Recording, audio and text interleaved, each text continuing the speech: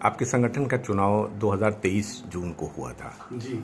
और अब जो अगला महीना है वो जून का है और आपका जो है प्रस्तावित जो है 2025 में चुनाव होना है। जी। इसको लेके कुछ आपके जो सदस्य रहे हैं जिनको आपके द्वारा आपके संगठन द्वारा निष्कासित किया गया है, उनको कुछ आपत्ति है। तो सर क्या आपत्ति है इसके बारे में बता दीजिए, पूरा परिचय। मैं पहले अपना परिचय दे दूं।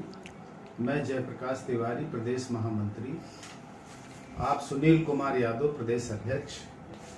सर्किल ऑफिस मिनिस्ट्रियल एसोसिएशन का इतिहास रहा कि कभी कोई न गलत काम किया न गलत राह पे चलते हैं।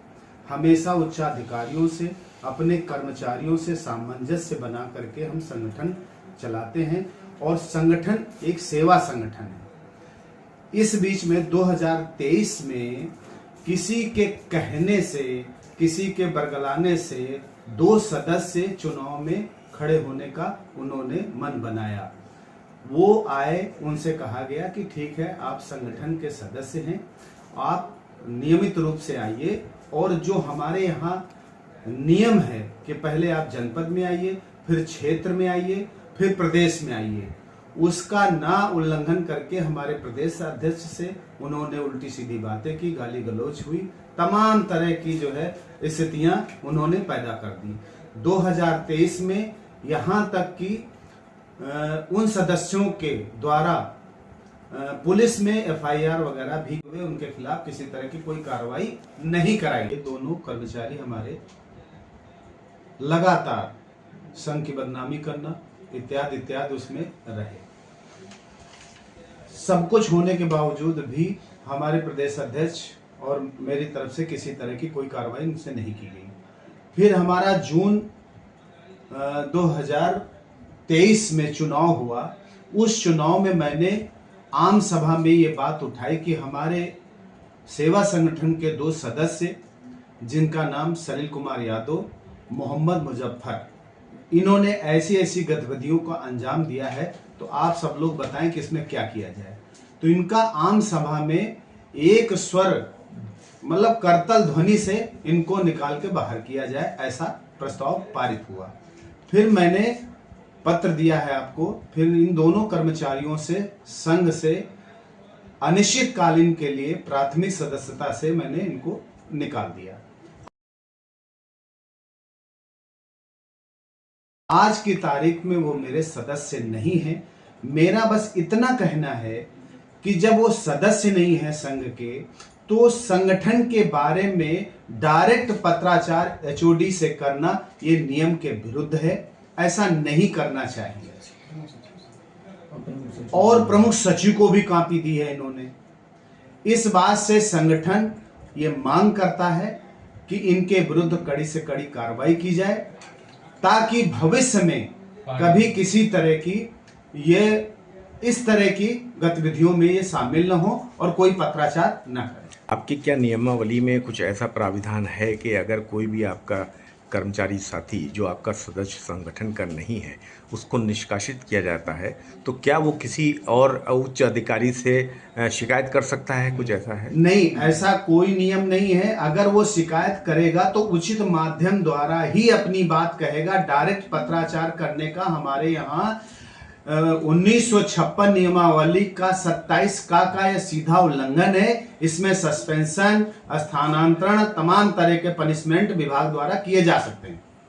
अगर आपके जो निष्कासित सदस्य हैं जिनको आपने संगठन से निष्कासित कर दिया, उन्होंने ऊपर पत्राचार किया था, तो क्या वहां से कोई आपके पास सवाल आया है? नहीं, अभी तक हमारे पास किसी तरह कोई सवाल नहीं आया है। और ये अब निकट भविष्य में फिर जून 25 में हमारा चुनाव संभावित है। अभी मैं प्रदेश की बैठक बुला रहा हूं। उसमें जो भी निर्णय लिया जाएगा वो मैं विभाग और उत्तर प्रदेश शासन को मैं अवगत कराऊंगा। हमारा संगठन नियम से चलता है, नियम से ही चलेगा जब तक हम लोग इस पद पे हैं तब तक।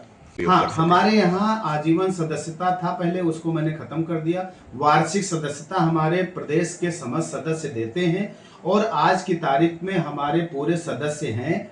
और वो जब भी चुनाव होगा वो क्षेत्रों में होता है तब वोटिंग करते हैं, जनपदों में होता है तब वोटिंग करते हैं, जब प्रदेश का होता है तब भी वोटिंग करते हैं। अगर संगठन के सदस्य नहीं हैं तो वोट डालने का अधिकार उनको नहीं। मेरा सवाल ये है कि अगर आपका अगले महीने चुनाव होना है, जी।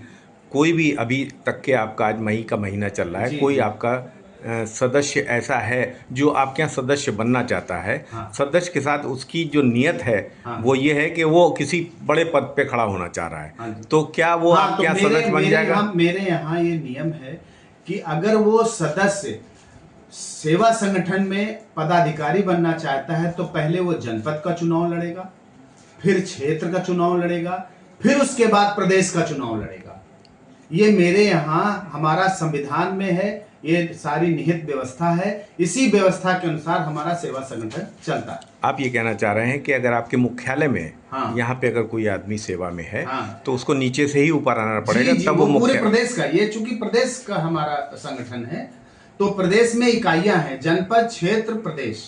पहले आप जनपद में आए, फिर क्षेत्र में आए, तब प्रदेश में आए। उसका रीजन ये है कि जानकारी होती नहीं है, इसीलिए हमसे जो पूर्व के लोग थे उन लोगों ने संविधान बनाया है ताकि सेवा संगठन सुचारू रूप से चलता रहे और सदस्यों की समस्याएं समय समय पर सब निराकरण होता रहे। जैसा कि निष्कासित जो आपके सदस्य हैं वो आपके संगठन में गतिरोध पैदा कर रहे हैं जी। और उनके साथ आप अपने और जो संगठन के साथी सदस्य हैं हाँ जी। उनको हमारे चैनल के माध्यम से और अधिकारियों को क्या संदेश देना चाहिए? मैं संदेश ये देना चाहता हूं कि अगर संगठन की गतिविधियों में शामिल थे, संगठन ने अनिश्चितकालीन के लिए उनको निकाला है, वो मेरे पराये नहीं हैं।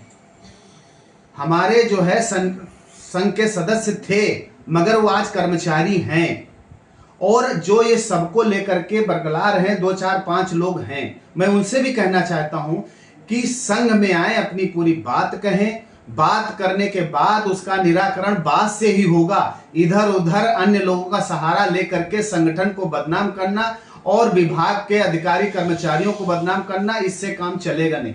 मैं आपके माध्यम से ये कहना चाहता हूं कि कोई भी सदस्य अगर डायरेक्ट पत्राचार या डायरेक्ट जाता है तो वो संज्ञान में न ले। मैं खुला आह्वान करता हूं अपने सदस्यों से कि वो आए, संघ भवन में लिखित तौर पे, मौखिक तौर पे अपनी समस्या बताएं और समस्या पूरी सुनी जाएगी। ऊपर गहन विचार करके अगर समस्या का निराकरण संघ से हो जाए, अगर नहीं होना है, अधिकारी द्वारा होना है, तो हर संभव प्रयास किया जाएगा कि उसकी समस्याओं का निराकरण हो।